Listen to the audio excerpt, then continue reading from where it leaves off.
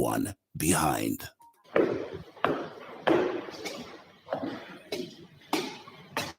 Wow, that over there is a very nice Ford. Have you seen it? Of course. I have been looking at it since we got here. My worry is how people manage such vehicles and where they buy genuine parts from.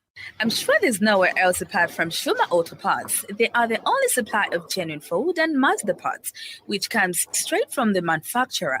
They have everything in stock for both latest and ordinary Mazda and Ford. They also stock service parts such as diesel filters, air filters, aircon filters, diesel pumps, steering pumps, turbochargers, engine overhaul gaskets, suspension parts, and body parts. If they don't have parts you're looking for, they can order within 5 to 10 working days. To top it up, Schumer Auto Parts also supply Maxxis tires and CST tires. Really?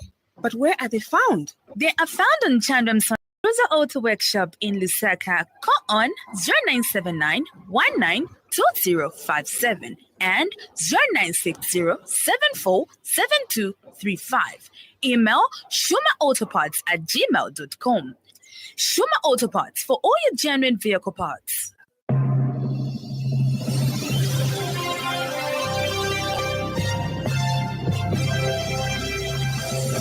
The Happy World of 5FM Radio, your adult contemporary radio station in Zambia, connecting you to the newsmakers and events that make news in the global village.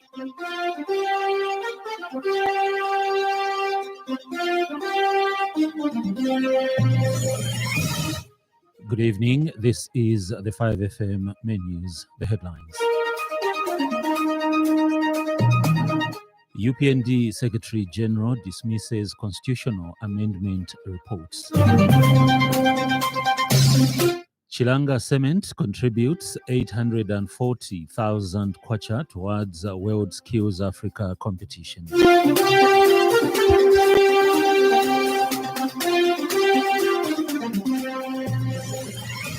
Satellite images and doctor testimony reveal Tigray hunger crisis. This main news bulletin is also streaming live on the 5FM Facebook page and YouTube channel, 5FM Radio Zambia. With the details, I'm Herbert Mutabi. United Party for National Development, UPND Secretary General Batuke Imenda has dismissed social media reports suggesting President Hakainde Hichilema held a caucus meeting with the UPND members of parliament at which they discussed constitutional amendments. Mr. Imenda says while there was a meeting at State House, but at no point was there a discussion concerning immunity of former President Edgar Lungu, or indeed that of MPs who have been convicted by the courts of law. He mentioned that it is a tradition for the President and the Vice President, who are also leaders of government business in Parliament, and the top party leadership to have meetings with all members of Parliament of the party whenever Parliament resumes a sitting or goes on recess. Mr. Imenda said that the President respects the rule of law and would never interfere in the legislative process and the solemn duty of the judiciary. He has, however, urged the citizens that while the freedom of expression is enshrined in the Constitution, they should exercise it responsibly instead of engaging in falsehoods that have potential to cause discord in the country. The Zambia Police Service has clarified that the head mistress and deputy head teacher at Kablonga Girls have confirmed that none of the pupils were abducted, as they have been consistently reporting to school since the incident. Police Public Relations Officer Ray Hamonga says through Woodlands Police Station, a follow-up investigation into an alleged case of abduction at Kablonga Girls Secondary School has been conducted. Mr. Hamonga explained that some other pupils willingly boarded a bus at the Kablonga bus stop heading to Mutendere. The bus initially failed to start, but after being pushed, it began moving. He says, however, the bus took an unexpected route, raising the pupils' suspicions. Mr. Hamonga says when questioned about their destination, The driver provided unsatisfactory answers, prompting the pupils to jump out of the bus one by one as it slowed down, and all the pupils managed to get off the bus. He says investigations conducted at the Road Transport and Safety Agency has revealed that this motor vehicle has no valid road license or road fitness certificate. He says that the possibility that the driver was attempting to evade police presence on the usual route to Mtendere cannot be ruled out. Small and Medium Enterprises Development Minister Elias Mubanga has announced a range of government initiatives to support cooperatives in drought-affected areas in marking the 102nd International Cooperatives Day. Speaking at the event, Mr. Mubanga highlighted the devastating impact of the recent drought on 84 districts across the country and has emphasized the resilience and resourcefulness of cooperative federations. He says the Cooperative Agriculture Sector Support Program, which includes a groundbreaking fertilizer loan scheme, launched as a pilot in Southern Province during the 2023 maize marketing season, uses comprehensive insurance to de-risk farmers in the event of drought, dry spells, pests, and diseases. The minister has called on government, developmental partners, financial institutions, and the private sector to continue supporting and promoting cooperative enterprises, and emphasizes the need for a conducive environment, access to finance, and capacity building. You are encouraged to tap into these initiatives government has put in place so that you can have access to the empowerment programs we are giving as government. I also want to speak to those who are into financial sector institutions to continue come up with the innovations, solutions, especially under the drought, that will tailor-made the cooperative movement to have access to the finances. The Zambia Electricity Supply Company, ZESCO, says there is need for the country to develop hydropower stations in areas that are not drought-prone, such as Wapula and northern provinces. Speaking at the EAZ National Summit, ZESCO Director Power Generation, Wesley Luindi, states that the company has observed the droughts have affected the hydropower stations in Iteji. He adds that the company has sufficient power generation system and only droughts have necessitated the ongoing load shedding. He further said that the country has used 78% of its annual power allocation from Kariba. He added the generation has to tip down to avoid losing 300 megawatts of power. Mr. Alwindi states that there is need for power transmission tower to be constructed to allow for easy importation and exportation of power. And Mr. Lwindi has said that the power connector to Tanzania has reached a completion up to Kasama. Even with that said, hydropower still remains a very favorable means of generation. In terms of installation, it's high costs for installation of power plants, economical source of energy, green source of energy. All what we've gone through, still like to develop more hydropower stations.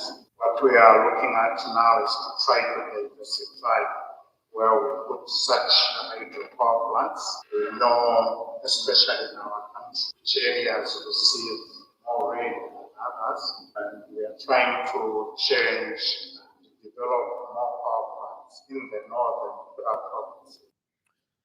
In other news trending this evening,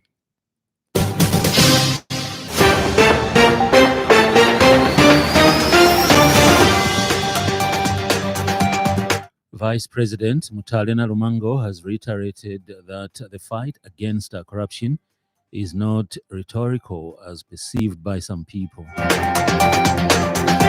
Zambia Railways Limited, ZRL, has commended the Kitwe City Council, KCC, for the proactive efforts in demolishing illegal structures which were mushrooming at Mbukulu level crossing in Kitwe's Mindolo area.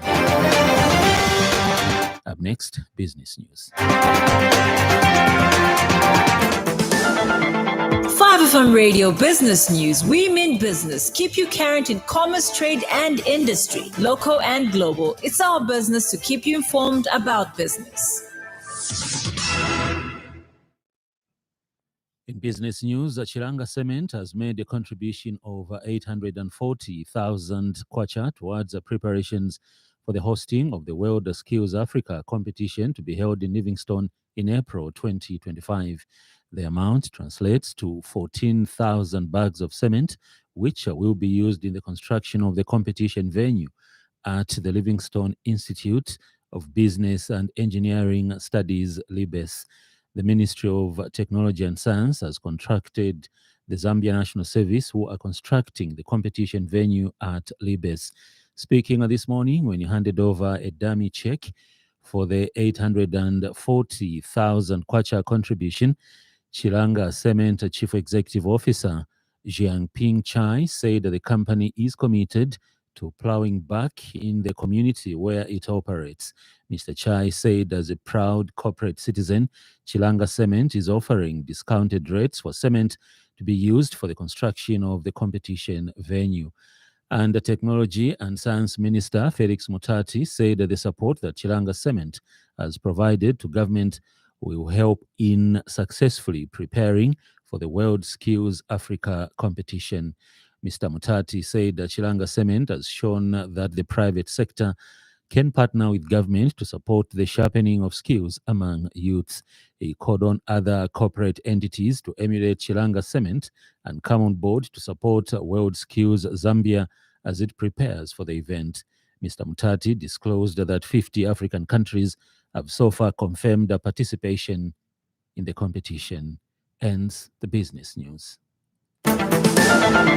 5FM Radio Business News. We mean business. Keep you current in commerce, trade, and industry, local and global. It's our business to keep you informed about business. In foreign news, a humanitarian crisis is unfolding in the north of Ethiopia, driven by drought, crop failure, and continued insecurity in the aftermath of a brutal war, with local officials warning that more than 2 million people are now at risk of starvation. The BBC has gained exclusive access to some of the worst-affected areas in Tigray province and analyzed satellite imagery to reveal the full scale of the emergency the region now faces. The month of July is a critical period for food security when farmers need to plant crops to take advantage of the seasonal rains.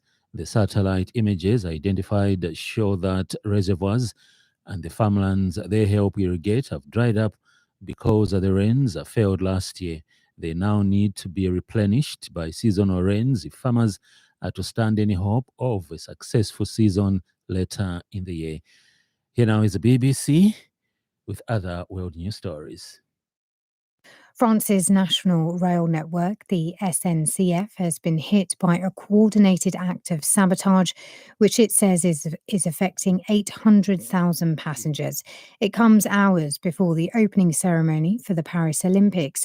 Israel's Prime Minister Benjamin Netanyahu will hold talks with Donald Trump at the former president's Florida resort later today as he seeks to shore up support before the US election. On Thursday, Mr. Netanyahu met President Biden and the presumptive Democratic candidate Kamala Harris. They both urged him to finalize a Gaza ceasefire deal. In sports news, Copper Queens captain Barbara Banda says that the team is still confident that they can bounce back from Thursday's loss to USA and pick up wins that will send the team to the knockout stage of the Paris 2024 Olympics. Banda says that the team has already put aside the Thursday night's 3-0 loss and is focused on Sunday's Group B match against the Matildas of Australia. The Orlando Pride record breaker called on fans to rally behind the team that is determined to make amends during battle on Sunday. We now have the evening weather report. Stay tuned.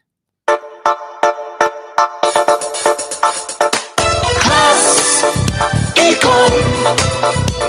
Class Econ Roofing Africa. Class Econ Roofing, plot 17100 off Katanga Road, 150 meters from Mumbwa Road, Chinika Industrial Area, Lusaka. Class Econ Roofing. Class plus economy. Class Econ. Class Econ Roofing Africa. Class Econ.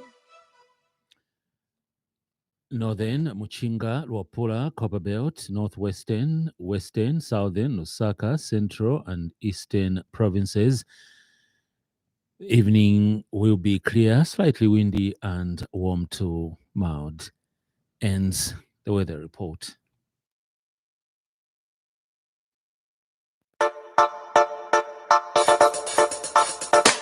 Class Econ. Class Econ Roofing Africa. Class Econ Roofing, plot 17100 off Katanga Road, 150 meters from Mumbwa Road, Chinika Industrial Area, Lusaka. Class Econ Roofing. Class plus economy. Class Econ. Class Econ Roofing Africa. Class Econ. That item brings us to the end of the news, but before we go,